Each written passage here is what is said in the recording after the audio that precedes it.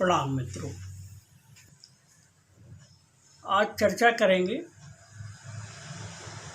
परमात्मा के कार्य करने के ढंग की। हम कहते हैं या सुनते आए हैं कि सब कुछ परमात्मा ही कर रहा है।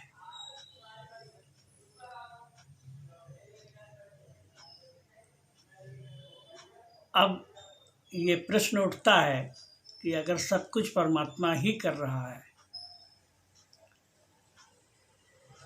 तो ये हत्या, बलात्कार, व्यभिचार, चोरी, डकैती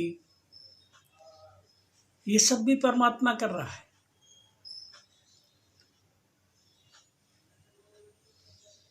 तो हमारे मन में एक द्वंद्व पैदा हो जाता है और समझ में नहीं आता है कि परमात्मा ये सब क्यों करेगा।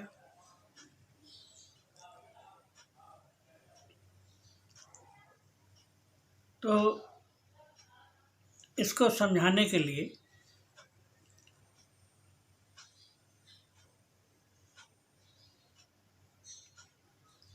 कि परमात्मा तो सब कर ही रहा है, लेकिन कैसे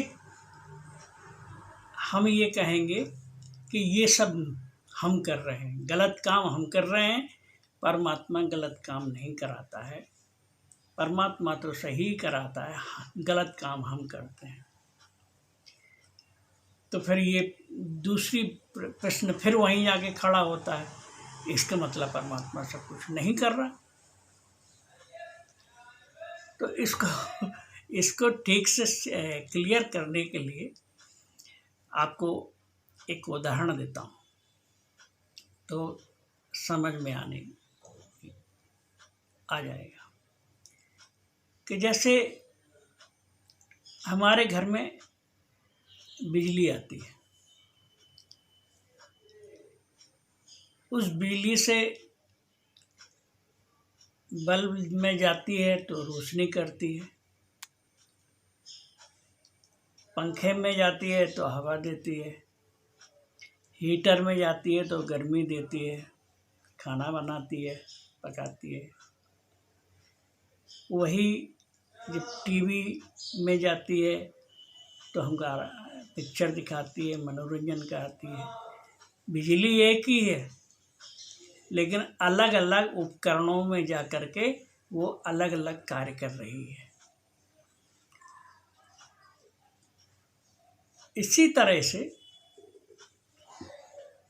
जैसे बिजली एक शक्ति है और अलग अलग उपकरण में जाके अलग अलग काम कर रही है, ऐसे ही परमात्मा एक शक्ति है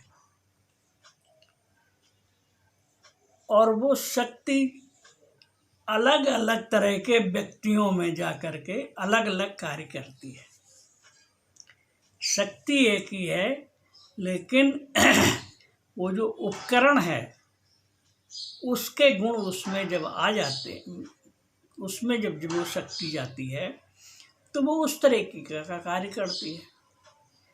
गलत व्यक्ति में जाएगी तो गलत कार्य करेगी। शक्ति एक ही है। वही शक्ति जब अच्छे व्यक्ति में जाएगी तो अच्छे कार्य कराएगी। वही व्यक्ति जब और सुपर किस्म के लोगों में जाएगी तो उनसे और अच्छे उत्तम किस्म के कार्य कराएगी। शक्ति एक ही। अब इसको विस्तार से समझाते हैं। परमात्मा एक ही है, एक ही शक्ति है जो पूरे विश्व को, पूरे जगत को, पूरे ब्रह्मांड को चला रही है। वो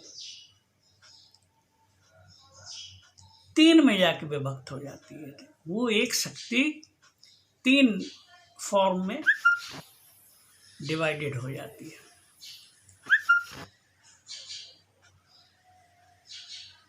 वो तीन फॉर्म है।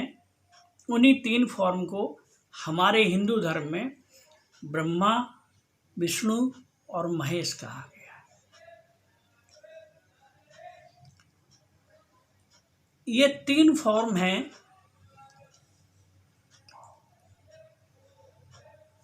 ब्रह्मा है इस सृष्टि के सृजनकर्ता, महेश शिव हैं इस सृष्टि का विनाश करता। जिस चीज का निर्माण होगा उसका विनाश भी होना जरूरी है। अब जिस चीज का निर्माण हुआ है उसका जब विनाश होगा तो फिर बीच का एक जो समय है उसको पालनकर्ता कहते हैं, उसको विष्णु कहते हैं। तो इस तरह से ये शक्ति जो है वो 3 में डिवाइड होती है, जिसको हम त्रिमूर्ति त्रिशक्ति कहते हैं। ये 3 में डिवाइड हो जाती है। इसको यूं कहें कि जो रजोगुण के देवता हैं वो ब्रह्मा हैं, जो तमोगुण के देवता हैं शक्ति है वो शिव हैं, और जो सतोगुण के देवता हैं वो विष्णु हैं। ये शक्ति तो उच्च ऊपर के लेवल की बात आई। इसी तरह से ये 3 प्रकृति के लोग भी होते हैं जगत में, रजोगुणी, तमोगुणी और सतोगुणी। जो तमोगुणी प्रकृति के लोग होते हैं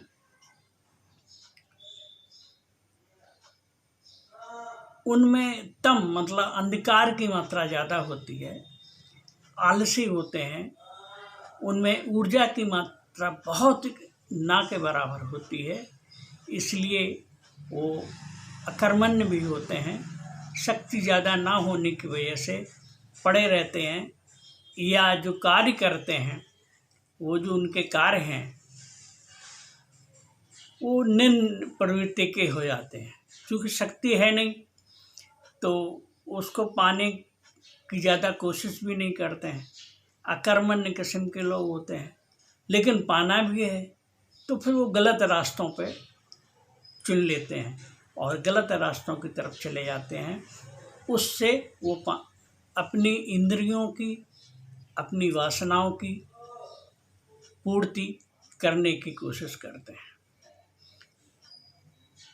ऐसे लोग शक्ति कम है, होश भी नहीं होता, बेहोशी ज़्यादा होती है, तो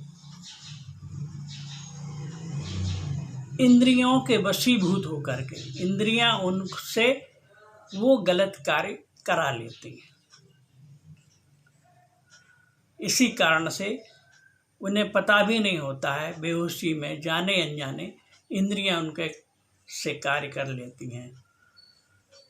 उसी क्रोध आ जाएगा तो मर्डर कर देंगे, काम जग जाएगा तो बलात्कार कर देंगे, और लोभ लालच जग जाएगा तो चोरी डकैती बदमाशी इस तरह के काम कर लेते हैं।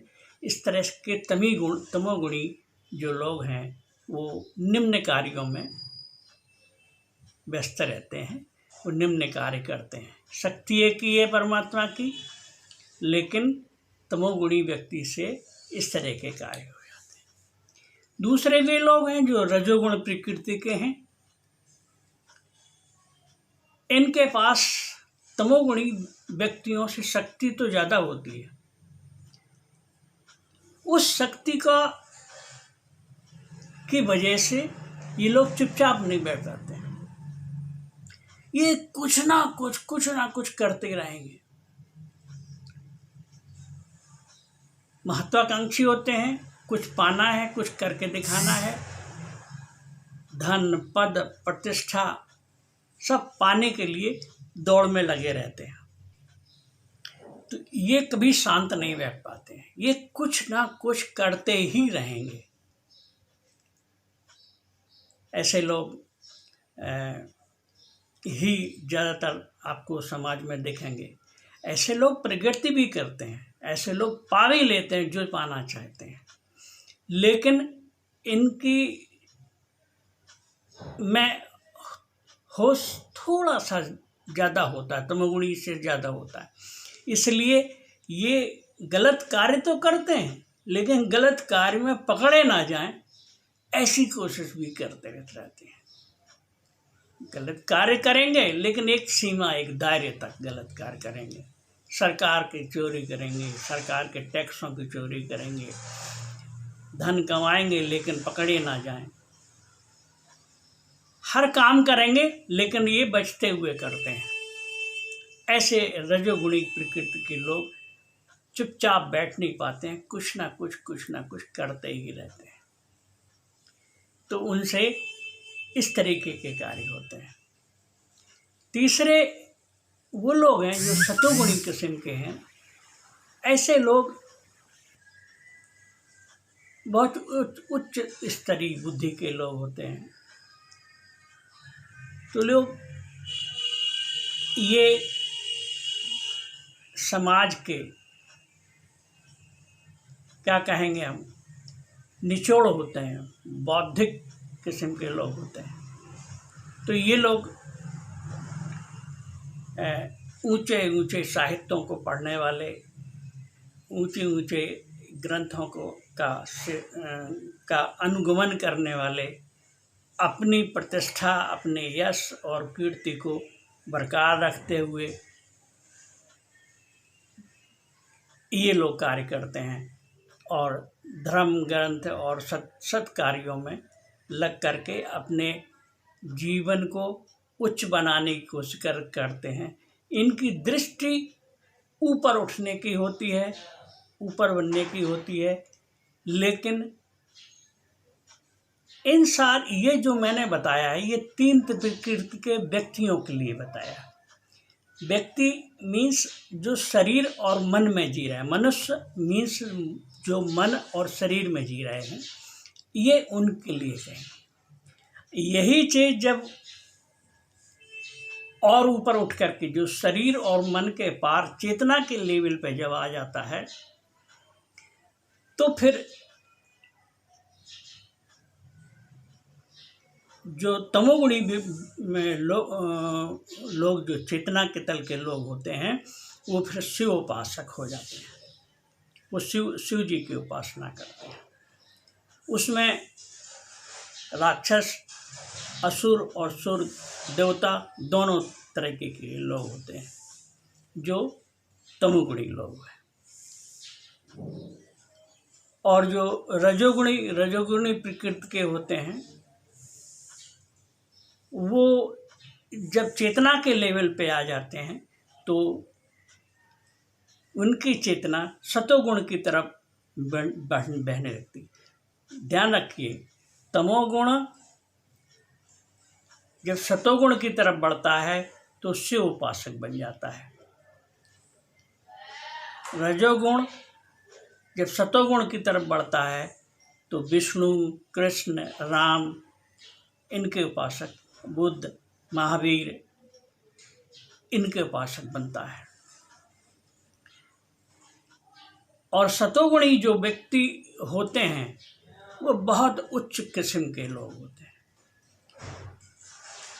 वो जब चेतना के स्तर पे आते हैं तो फिर बुद्धों की तरह जीने की कोशिश ही नहीं करते हैं। वो उनकी ऊर्जा उनमें विलीन हो जाती है और वो बुद्धों की तरह जीने लगते हैं। वो साधना का उच्च स्तर के लोग होते हैं, ऐसे सतोगुणी जो सिर्फ सतोगुण में ही जीते हैं। तो इसको मैंने शॉर्ट में समझाने की कोशिश की है, क्योंकि वीडियो बहुत फिर बड़ा हो जाता है तो लोग सुनते नहीं, लोग देखते नहीं। तो कम शब्दों में कम बात में अपनी बात को समझाने की कोशिश की है कि परमात्मा कैसे कार्य करता है। परमात्मा ही सब कुछ कर रहा है, लेकिन अलग अलग व्यक्तियों में वो अलग अलग तरीके से परिणत होता है। वो 3 तरह की जो प्रकृति है, रजोगुण, तमोगुण, सतोगुण, उन प्रकृति के अधीन मनुष्य फिर उस तरह के कार्य करता है। करने वाला एक ही शक्ति है, वो परमात्मा है, लेकिन वो अलग अलग व्यक्तियों में जा करके फिर अलग अलग तरीके से परिणत होती है। मैंने अपनी बात को समझाने की कोशिश की है। आप को अगर विस्तार से जानकारी करना है तो आप मुझसे संपर्क कर सकते हैं। मेरा फ़ोन नंबर है 91 40 41 55 07। आप मुझसे संपर्क करके और विस्तार से जानना चाहें तो जान सकते हैं। आपने मेरी बातों को इतने प्रेम और आनंद से सुना। आपके अंदर बैठे परमात्मा को मेरे प्रणाम स्वीकार हो। हरि ओम तत्सत।